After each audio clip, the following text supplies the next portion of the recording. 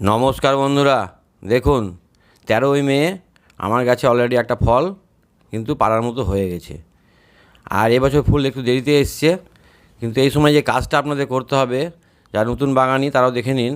এই সময় গাছে যত নতুন ডাল আসবে সমস্ত ডাল কিন্তু কেটে দিতে হবে। আমি প্রায় দিনই কাটি, কিন্তু সব তো ভিডিও দেওয়া যায় না। তো 15 দিন আগে বা 20 দিন আগে যে ডালগুলো বেরিয়েছে সেগুলো কেটে দিবেন।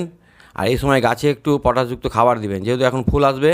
কলা খোসা যেন জল, না হলে লাল পটাশ একটা গাছে 1 চামচ মতো দিলেই হবে, দিয়ে জল দিয়ে দিবেন। আর এই কচি ডাল কিন্তু এখন একটাও নেওয়া যাবে না, সমস্ত ডাল কেটে দিতে হবে। আর আমার কাছে ফুল চলে এসেছে, সেটা আপনাদের দেখাচ্ছি। দেখুন, কাছ থেকে দেখায় তাহলে বুঝতে পারবেন। এই দেখুন, গাছের ডালে অনেক ডালে ফুল এসছে। আর এই সময় ডালগুলো না কাটলে খাবারগুলো সব ডালে খেয়ে নেবে, গাছের ফুল কিন্তু ঝরে যাবে। তাই এই সময় ডালগুলো কেটে দিতে হবে। ভিডিওটা শেষ করলাম, সকলে ভালো থাকবেন।